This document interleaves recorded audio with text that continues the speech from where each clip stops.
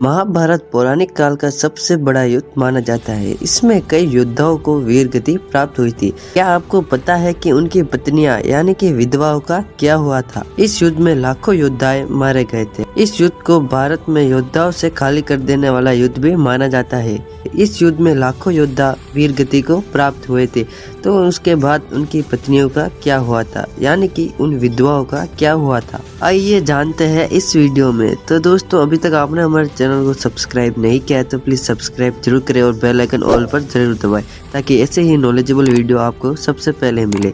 आइए कथा के माध्यम से जानते हैं। कथा के अनुसार पांडु पुत्र युधिष्ठिर का हस्तिनापुर के नरेश के रूप में राज्याभिषेक हुआ। उसके बाद पांचों पुत्र अपने राजकाज के साथ उनके ज्येष्ठ पिता धृतराष्ट्र, उनकी ज्येष्ठ माता गांधारी और उनकी माता कुंती की रात दिन सेवा किया करते थे। पांडवों की सेवा से धृतराष्ट्र और उनकी पत्नी धीरे धीरे अपने पुत्रों के शोक से बाहर आ गए थे। इसी तरह 15 वर्ष का समय बीत गया। एक दिन धृतराष्ट्र ने युधिष्ठिर से कहा, हे युधिष्ठिर, अपना बचा हुआ जीवन हम वन में बिताना चाहते हैं, इसलिए हमें वन में जाने की आज्ञा दो।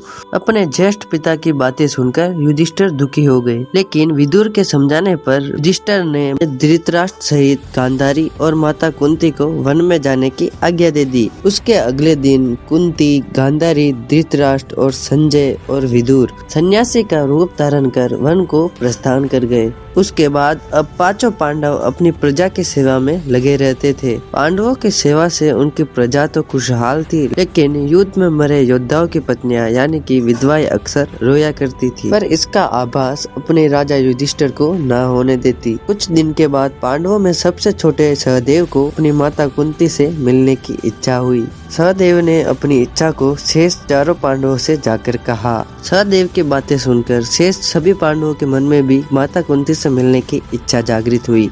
यह देखकर हस्तिनापुर नरेश युधिष्ठिर ने वन जाने की आवश्यक तैयारियों की आदेश दे दिया। अगले दिन पांचों पांडव द्रौपदी के साथ वन की ओर चल पड़े। यह देखकर हस्तिनापुर की प्रजा भी उनके साथ साथ जाने लगी। उन प्रजा में वह स्त्रियां भी थी जिनके पति महाभारत के युद्ध में वीर गति को प्राप्त हुए थे। वन पहुंचकर सभी पांडव उस आश्रम में गए जहाँ वे सब निवास कर रहे थे। बाकी के हस्तिनापुर निवासी उस आश्रम के आसपास निवास करने लगे। कुछ दिन बाद महर्षि वेदव्यास पांडवों से मिलने उस आश्रम में आए, लेकिन महर्षि वेदव्यास ने देखा कि पांडव सहित सभी हस्तिनापुर की प्रजा युद्ध में मरे उनके परिजनों के बारे में शोक कर रहे थे। यह देखकर महर्षि वेदव्यास ने सभी से कहा कि आप अपने परिजनों का शोक मत करिए, क्योंकि वो तो युद्ध में वीर गति को प्राप्त हुए थे। वह सभी स्वर्ग और अन्य दूसरे लोकों में निवास कर रहे हैं। वह अपने अपने लोकों में बहुत ही सुखद जीवन जी रहे हैं। लेकिन यह सुनकर भी उन लोगों का शोक दूर नहीं हुआ। तो महर्षि वेदव्यास जी ने कहा कि आप सभी को मेरे कहे गए कथनों पर विश्वास नहीं हो रहा है, तो आज की रात में आपके परिजनों से मिलवाऊंगा।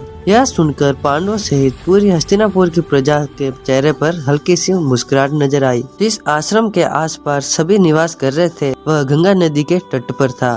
शाम को सूर्यास्त होने से पहले महर्षि वेदव्यास सभी को लेकर गंगा नदी के तट पर पहुँचे। फिर सूर्यास्त के बाद अपने तपोबल से युद्ध में मारे गए सभी योद्धाओं का आह्वान किया। महर्षि के आह्वान से सभी योद्धा एक एक करके गंगा नदी के जल से बाहर निकलने लगे। अपने मृत परिजनों को सामने देख पांडवों सहित हस्तिनापुर की प्रजा खुश हो गए थे। तब उन्होंने अपने परिजनों से बातें की। तब जाकर विश्वास हुआ कि मृत्यु लोक से मुक्ति पाकर वह अपने अपने लोक में प्रसन्नता पूर्वक रह रहे हैं। तभी सभी स्त्रियों का शोक अपने परिजनों के ऊपर था, वह समाप्त हो गया। कुछ समय के बाद युद्ध में मारे गए सभी योद्धा एक एक करके गंगा नदी में डुबकी लगाकर अदृश्य होने लगे। तब महर्षि वेदव्यास जी ने कहा कि जो स्त्रियां अपने पति के साथ अपने लोक में जाना चाहती है तो वह इस गंगा नदी के पवित्र जल में डुबकी लगाकर अपना शरीर त्याग सकती है। महर्षि वेदव्यास के इतना कहते ही सभी स्त्रियां एक एक करके गंगा के जल में डुबकी लगाने लगी और अपने जीवन को त्याग दिया और अपने पति के लोक में जाने लगी। तो दोस्तों, हम उम्मीद करते हैं कि आपको ये वीडियो पसंद आया होगा। तो इस वीडियो को एक लाइक करके हमारे चैनल द ट्रेवल हिस्ट्री को सब्सक्राइब